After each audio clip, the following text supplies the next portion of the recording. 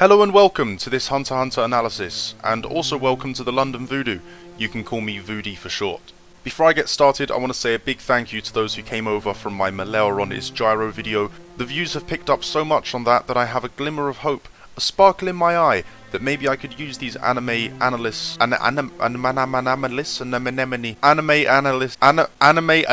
videos to make this into a successful channel after all.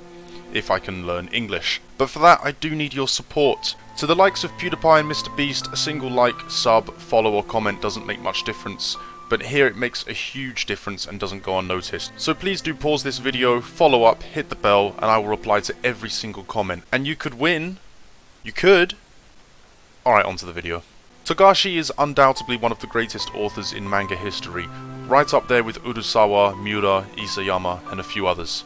He is also, however, one of the worst mangaka of all time when it comes to writing women, right up there with Kishimoto, Horikoshi, and Kodachi.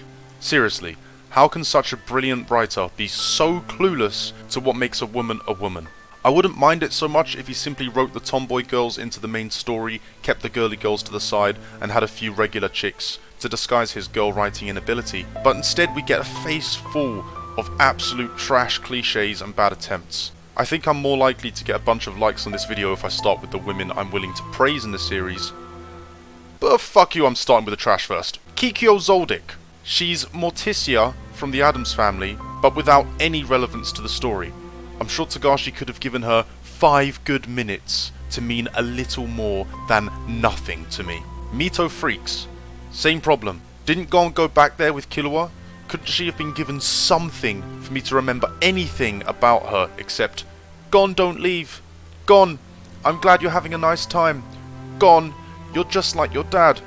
Gon, if you pinch my left nipple and say fucksy dories, it makes confetti shoot out from between my legs. The Queen. Please tell Meruem his name is Meruem. Why? Why do you give a fuck? He's rebelling against the very bioculture of your species, and if you're suddenly an emotional being, guess what? You have lots of nice kids around whilst he killed your ass. Menchi. Fuck off. Ponzu. Fuck off. The Heavens Arena commentator. Who invited Brock from Pokemon into this fucking series? Shut up! I don't need you telling me every obvious detail that's happening during the fights. You're talking to an audience of supposed adults, not children. As in the audience in the fucking arena. Spin. Zazan. Oh my god, Zazan! You were annoying and not in a cool way. Did you really have to be the first one to fight my beloved Levi-kun? I mean, Phaeton-chan. Okay, those are all the sideys. Now for the ones that get shoved in your face. Cheadle. The epitome of a dorky, smug, know-it-all, ugly Betty-looking, Hermione wannabe, weird, friendless, granny outfit wearing, salty cause she knows she annoys the fuck out of everyone, jarring, pesky, obnoxious, killjoy bitch. First try, did that without taking a breath, I'm proud. Cheadle is like Tsuyu without any of the charm. Couldn't someone else have become the chairman? Anyone? What about Pockle? Or Tonpa? Or fucking Gold Dust Girl? Anyone? Jesus fucking Christ! Palm Siberia. Is this girl even a human? Her wanting to kill everyone was funny here and there, like when she said, "There's no need to be so tense," while simultaneously portraying the most tense image I've ever seen in fiction, and the dynamic she had with Gon and their pinky promise thumb kiss shit. But the rest of the time it was irritating. This is the most unrelatable, unhuman, male simping, useless pile of crap I've ever seen. I thought I was freed by her being caught by the ants, but then guess what? She comes back! And not only that, but she comes back without her crappy personality quirks, rendering her so plain that she was even worse than before. Does anyone remember that she had a fight?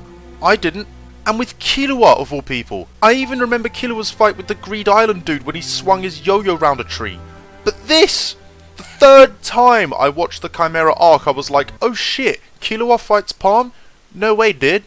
Now for the absolute queen of female trash in anime. This shortbread, jammy dodger, digestive crumble cookie cow. Biscuit Kruger. No, not Erin Kruger, not Owl. Biscuit Kruger. Have you ever seen a more cliche-packed, condescending lolly than her? She's on par with Cheadle! No self-respecting anime should have a cliche like this unless it's done very cleverly. No lollies, no tsunderes, no yanderes, no other dedes, except dede. Give me real human beings, please, not these bog-standard anime tropes. I can't watch this shit. I'm a grown man. Togashi, you're a more grown man than me, apparently. What on earth made you sit at your desk and write this annoying bag of shit into the story? She even spends copious amounts of screen time giving tedious, boring, uneventful nen training to Gon and Killua in what felt like episodes taken from a Nickelodeon cartoon. Dig a tunnel. Shoot a bubble. Read the number. Catch the mouse. Catch the pony. Crush some rocks. Block really slow. Glow. Glow a lot harder. Do a handstand and boost yourself into the air. Give me a fucking break! When disclosing information, such as of a power system, good writing is about incorporating that info into relevant plotting and disguising the fact that it was even taught to you. You want to get to the end of an arc and think, oh shit, I know quite a lot about this series. How did that happen? You don't just isolate it and explain it away with lectures by fucking Wing and Biscuit. How lazy is that approach? I think Togashi's brain was fucking fried after the magnificence of Season 3, and he was like, fuck you, I don't want to think. Then did this shit while reserving the rest of his grey matter for use in the Chimera arc. God, just imagine an entire series about Cheadle, Palm and Biscuit, and you'll get what I'm saying. Alright, the worst is over. We can take a breather. Now for the alright female characters of the series. I'm going to start with Machi, because she's an easy one to help me point out what Togashi's girly weaknesses are. First off, she does that explainy shit again, as her very introduction is a drawn out scene detailing how Hisoka beat Castro. Like, Jesus, have Wing figure it out, and say it in a more interesting way, like gently leading Zushi, Gon and Killua towards figuring the answer out for themselves. Anyway, as for her character, not a single thing Machi has said throughout the series is reminiscent of a woman. You could swap her out for a male character and notice absolutely nothing out of place. Now I don't totally hate this about her because she hasn't been fleshed out that much, and she is a murderous troop member after all. Not exactly where you'd expect to find Audrey Hepburn. But hardly a single female in the whole series has anything womanly or girly about them. Most suffer from this gender swappability issue. Beige. Meh. At least she had a cock on her head and was killed by Shizuku's toothed vagina hoover. If none of you got that reference, now you know what Togashi's sense of humour is like. Basically, very Japanese. Lol. Shizuku? A bit of a cliche, but done in kind of a cool way, yeah. I don't mind her. Again, there's nothing girly about her. She's got a bad memory, which is kind of, you know, she has a little bit of idiosyncrasy about her. She's okay, I guess. Neon. Yeah, not bad. I mean, she fits the scene perfectly, but was hardly interesting enough to be kept around, so you see it coming that she's going to be gone soon, sort of like Misa Misa. She was cliched for a reason, and at least she was a teenager. The cliches are worst when used on supposedly grown women, like fucking Bisky. Canary. Felt a bit token if you ask me, and again a bit pointlessly Addams Family-ish, but yeah, she's alright. Haruna.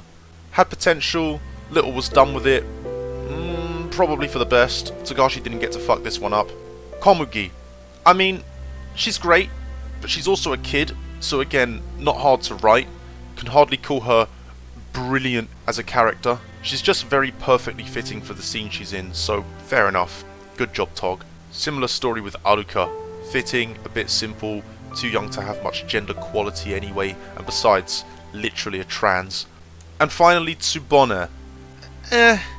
Only issue with her is how little was done with her. She actually had potential and didn't even need to be written as a woman. She just had to be written with some more old people cliches. These kinds of cliches actually aren't so bad because old people in real life are cliche, so it's kind of charming. Ruffle. Alright, now for the actual great female characters, of which there are only two I can think of. First, Pakunoda, and more impressively, Melody. Let's start with Paku-chan. This is a proper woman. Sure, she doesn't say or do or think that much to earn her place as a female character, but she does have some traits. For instance, while some of the other troop members were more than ready to sacrifice Crollo for the spider, she showed the most conflicting emotions. Even her little meow to the cat before her death was done in a way that felt rather feminine. If it were a guy, a stray dog might have been more appropriate. An animal that's less capricious and unpredictable, and his interaction might have included some petting, rubbing, getting the dog to sit, praising it, then sending it off into the rain, as if passing on a man's leadership and discipline to the next generation. But for a girl, to discover a cat that's caught out in its least favourite environment, the rain, and comfort it with a smile and a meow, is far more fitting. Pakunoda had a way of feeling right. Oh, and she's literally the female titan. Next, Melody. Hands down, Togashi's best attempt at a female character. The biggest difference between men and women is their emotions. Melody is motherly, nurturing, and sensitive.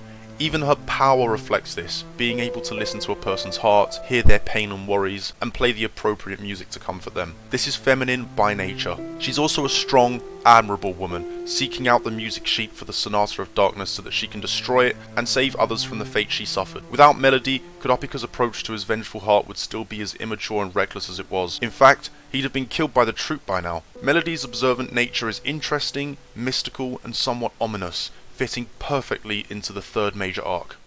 Okay, that's all for this one, short and sweet. Thank you so much for watching. Again, please sub, follow, all that good stuff, and check out my other Hunter x Hunter videos. Doing so will fulfill the conditions for you to activate your special enhancement ability, whereby your nen will enhance your penis to a good size of 7.5 inches long. Yes, this applies for girls too, don't worry about it, you're welcome. See you in the next video you watch. London Voodoo out.